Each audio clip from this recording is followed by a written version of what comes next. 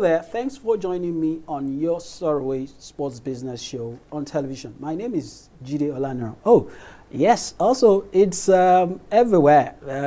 It is on radio, on TV too. So, if you are watching and if you're listening, you're welcome once again. Okay.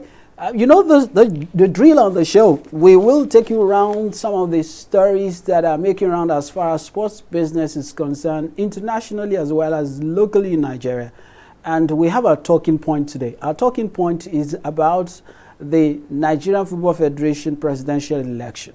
And we are not looking at it from the angle of the candidates. We're looking at it from a very enlightening point of view. We will be talking about the presidential debate and those who are putting this to the person putting this together to make sure that we get people who are grounded in sports business to manage our football. Okay, that's it.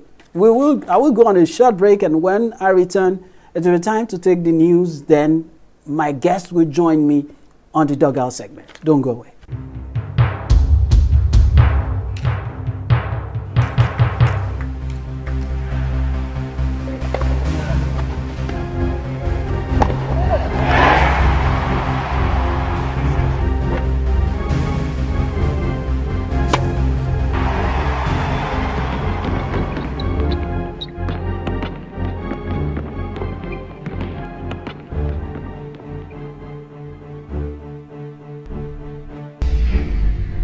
Fantastically finished. Welcome back. The Lagos State government and the government of France have sealed a bilateral partnership that sought to lay the foundation for the development of esports in Nigeria. Governor Babajide Sanwo-Olu and French ambassador to Nigeria, Mrs. Emmanuelle Blotma, signed the Memorandum of Understanding enabling professional esports players in Lagos to go on a real-time online community and compete with players around the world to earn fortunes from the multi-billion-dollar industry. According to a statement by the governor's chief press secretary, Boyega Akosile, the French partners, by virtue of the bilateral agreement, will be delivering a high-grade online video gaming infrastructure that will afford players in Lagos to switch from being casual participants to competitive players in their games of choice across online leagues.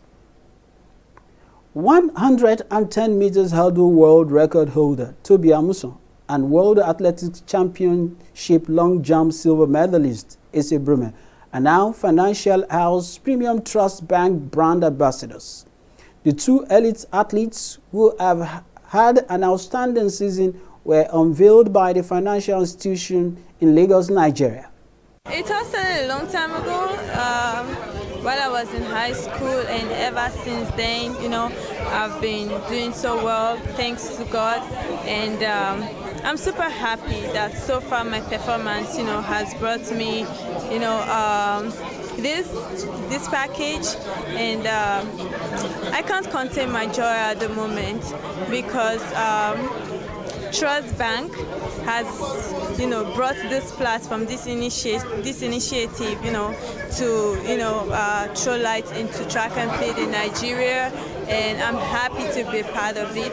And hopefully, by the grace of God, we pray that this keeps going on and things get better in the future. It feels great, to be an inspiration, to be able to impact in the lives of other young ones, and I'm glad I'm doing this, and I pray that God give me the grace to continue to do so. Mostly I put everything into God's hands. I let him take the lead while I just go out there execute my race, and with God everything is possible. God, my coach, my support system, my family, everyone who has always believed in me, and I couldn't be more thankful for that. The struggle has been real, but with God I've been grounded on my goals, and with the help of my support system, my coach, and a lot of prayers, I was able to come out on the top of everything I did this year, and I couldn't be more thankful.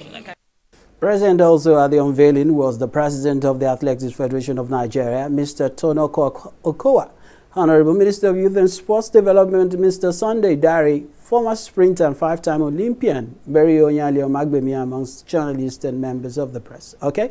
All right, let's go ahead. Rivers United, Chijioke Akuneto, as a match winner of the prestigious Unicel Boot Award for the just concluded 2021-2022 Nigerian Professional Football League season. The award, instituted by independent chemical and oil and gas engineering solutions company Unicel, seeks to instill greatness in players in the domestic top flight and celebrate their success story. Unicel placed a premium value of 200,000 naira for each goal scored by the winner in the season. For his feat, Akuneto received the reputable Unicel boot replica and a 3.8 million naira from Unicel. Yes, I believe that it was real because last two seasons, a friend of mine, Salah Swanko, won the higher goal scorer, and we are together. So on that very good day, I want to present the award to him. He told me that, guy, I want to go and receive my award, and I wish him well. That's okay. I wish you well. So, because in my own mind, I work with faith this season. Because a friend of mine won the high goal scorer last season, so I now go along with the faith that this season that just finished, I need to go higher to go and get the trophy again. The journey, let me say, it was tough. Starting from MFM, right from amateur to pro, from pro to Premier League, the journey was not easy. From MFM, I now transferred to Atlant, from Atlant to Rivers United. It's not a small journey because I know where I'm going to, because I have the faith, I have the belief. Because if you want to do anything, you have to put God first. From a local goal scorer, a Nigerian top scorer, let's go to another top scorer in the French league, who is also a French international. Kylian Mbappe has a conflict with the French football. The PSG striker refused to participate in the French national team photo shoots during the week. The 23-year-old forward's conflict with the federation stems from a disagreement over the use of image rights for national team players. Information about Mbappe's claims against the FFF dates back to March of this year. Since then, the sides have not been able to come to an agreement on the issue. Mbappe does not agree with his name being used to promote sponsors with whom he has no contract. He does not like some of the brands with which the national team collaborates. For example, the team's sponsors like Coca-Cola, and Kylian is not happy with being involved in advertising for a brand that is far from a healthy lifestyle. And there are also reports that Mbappe and the French Football Federation are having an amicable resolution on how both parties can protect their interests. That is business at times. Okay, let's quickly go on a short break, and when I return, I'll be talking to my guests on the Dugout segment.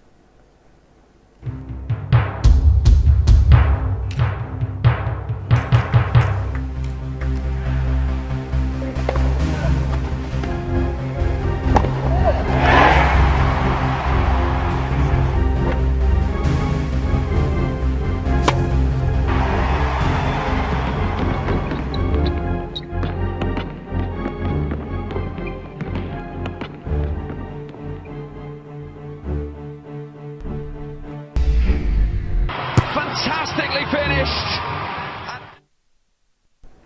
Yes, welcome back. Just a few days from now, we will be witnessing the presidential election into the Nigerian Football Federation. And if no one is talking about it, I think journalists should talk about it, and those who are working in football ecosystem. And my guest is a colleague and not just a journalist this time around, is becoming a sports business entrepreneur too. And I want to welcome him to the club. Jide Alaka joins me on the show today. Jide, great to have you on the show. Jide, it's always a nice time talking to you about sports. It's always a nice time. Jide, let's talk about the fact that you had a background in sports reporting and all that, and gradually now you are beginning to look at the ecosystem as a whole. How do we develop the ecosystem? We've had conversations off the camera, how it can be frustrating, but how do you think we can get out of the woods? I think that, like you said, the majority of the work lies in the media, basically. What we've gotten wrong over time is that we've concentrated on the administrators. But the administrators are not the newsmakers, really. It is the athletes. Where are they from? How do they train? What facilities are around them? What are the plans that are put in place for them? What is the local government doing to help them reach the best of their abilities? Those are the things we should talk about, not which administrator is this or that. But for that, we need good leaders. And that's what we must all understand. As long as we don't have the right people in the right places, these athletes will never fulfill their potentials. You just mentioned Ese Brume, you mentioned Toby Amuson, but really, those are not our developments. Really. Those things, those people were developed outside the country. Yes, they showed talent here, and somebody recognized that talent and helped them go abroad. I spoke to the coach who kind of trained Toby for the first time, and he said categorically, Toby was not the best amongst those he was training, but Toby had the opportunity to leave the country. And now today we're celebrating a world champion. How many world champions have rotted away on the grounds in Ijebu-Ode or somewhere else? Wow. and that brings me to the next question before we begin to look at what actually brings you here, and that is the issue of leadership. Are you one of those who agree that we cannot separate the leadership crisis at the head, at the top echelon of the society, of a Nigerian society, from even those who manage our sports? Or we could have some shining stars that really... without veering, I will just make one example. Without veering into politics, let us look at all the sports associations in Nigeria and look at what wrestling is doing. Who is leading wrestling right now? Yeah, what's his name? Igali, yeah. So what changed for wrestling in Nigeria was the leader that changed. A leader who recognized that to be talked about in the best, to leave a legacy, a leader who wants to live for a legacy, not a leader who is living for the present. And we can see the products, we can see what is coming on. Everywhere you are seeing the man is, there's one wrestling tournament here. Why? Because he has integrity. People that are dealing with him believe he's a fair person and he will deal with them rightly. And whatever he has said he will do is what he will do. And that is why wrestling, you cannot compare wrestling with any other sport in Nigeria right now. Look at the mileage he's getting. Look at the sponsorship he's bringing in a country where football has no sponsorship. So the king of the game in the country cannot attract sponsors, but wrestling is attracting sponsors. Why? Because the leader has integrity. It's as simple as that. So the question now, that means that one of the things we should be looking out for when you are organizing presidential elections. I'm at the lead of organizing the debate. Premium Times and the Scores are the ones organizing the debate. Premium Times is known for issue-based discussions, and that's basically what we want to bring on board. We believe that football can do so much more than it is doing. We believe that football can be an example if it is run right. We believe that football can lead the way where others would follow. And why would we say that? Everybody plays football in Nigeria. Everybody plays football. Yes, you can. I'm very sure you know this. You've spoken to athletes, you've interviewed them. When they tell you how did they start, they started playing football before they now moved to either basketball, table tennis. They started playing football. So football is the king of sports in Nigeria, no doubt about it. But are we running it right? Have we put the right structure in place? I don't think so.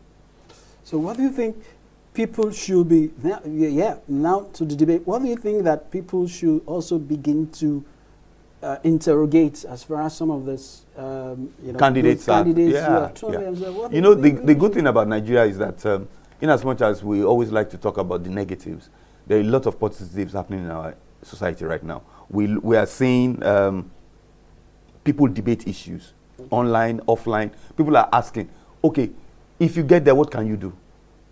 How do you plan to do it? Not just give us flowery words. Okay, the league is not functioning well. How do you want to make the league function well? What is the first thing you want to do in your first 100 days? What is the most pressing challenge that Nigerian football faces? Those questions must be answered. For the person to, because if the person cannot interrogate the challenges before he comes in, I don't want to make any example, then maybe we might take 2 years choosing administrators for the game when the person enters. So basically, we want somebody that is ready. Because our football is in dire straits. We are not going to the World Cup, thank God. So we can concentrate. We are not going to CHAN. So let us develop this game. Let us develop this game. There's so much to gain. You know it. Outside here, if somebody forms a game and 10 boys or 10 girls are playing, you actually see a crowd almost immediately watching them. So there's potential. Like we always say, Nigeria has had potential forever. When is the potential going to become tangible? Good enough that you're organizing this at the point where it seems that everything has come crashing.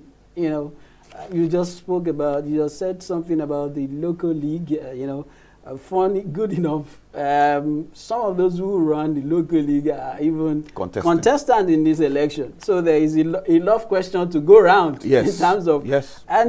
You just mentioned the fact that we didn't go to the World Cup. We didn't qualify. CHAN for the local Eagles, we didn't qualify. Most times the Nigerian female football league is moribund. But it's just that we are trying to get in by. You know the positive for me when we look at all of these things is that, just like they say beauty men in Ondo State, it is seeping out of the ground. Talent is seeping out of the ground in Nigeria. You don't need to do too much to get so much. Everywhere, Asisat. If you look at, how did Asisat grow up? You find out that it was one local place from Surulere and all of that. There was no concerted plan to make Asisat a superstar that she is today. But today she's a superstar. Mentioned in the corridors of anywhere female football is mentioned. Asisat is mentioned. Why? So why can't we put a plan in place and say that, when Asisat retires from active football, this is the next person? We don't have that plan in place. It's just by cause and effect. It happens. Somebody will recognize somebody. They will travel maybe through Norway, somewhere. He will now get there and say, that girl can play. Oh. It shouldn't be like that, Jide. It shouldn't be like that. We should have it. The person coming into the NFF must have a plan. Not a plan of qualifying for the World Cup. And let me say this again. Development and progress in Nigerian football does not mean qualifying for the World Cup. It is a part of it. If we get to the World Cup, all well and good. But if our local football, on an average, is able to attract to every stadium that plays league football 20,000, 30,000 on a weekly basis, is on TV, is online, that is development. That is development. Not only when we qualify for the World Cup.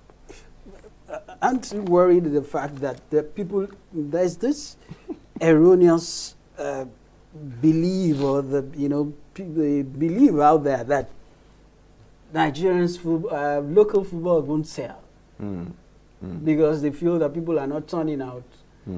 People are not, maybe the Eagles, for example, didn't qualify for the people are no longer watching because most people want to go for the foreign leagues and all that. There's this belief that it's very true. So these are some of the things I feel we should also. I would just say this: when Remo Stars played AS FAR last week in Morocco, the stadium was full. A night game. What did they do? Don't they watch the EPL in Morocco? Don't they watch La Liga? They are even their GDP is much better than ours. So what is the thing that they are doing? I used to play football a bit when I played in school. I played for some little clubs. The passion with which Nigerians follow football, I tell you, we've not minded it at all. We've not done anything to it. Then it was exclusive to us, the shooting stars of the 70s and 80s, because there was no outside football, outside influence. Everybody that wanted to watch football had to go to the stadium. But now, when it's a worldwide village, you can put on your TV and watch a Belgian league, the German league, the EPL. So what are you doing? You are into marketing also. What are you doing to market your own product to make it different? To make people come. Why should I come to the stadium when I know the referee is going to be inept? Why should I come to the stadium when I know that if anything happens, they can beat me up? Why should I come to the stadium? When we get to the stadium, there's no restroom. I cannot bring my son or my daughter to the stadium with me to come out. Why should I come to the stadium? And I've forgotten the year. Some years ago, I went to watch a match in Watford. Okay. And I met a guy on the street towards the stadium. He was a fourth generation Watford supporter. Great grandfather handed over. He had a seat. They had a seat in Vicarage Road. A seat, that family, 4 seats, where he was already taking his own son to watch the game and handing over the season tickets. For God, that is they've planned. If you enter this before you enter the stadium, you know there are pubs on the way, and when you understand that we are not even playing ball here. And no, our administrators have not constructed a plan. We know that it won't yield tomorrow. We're not saying that the next tomorrow then that. No, put a plan in place and follow it.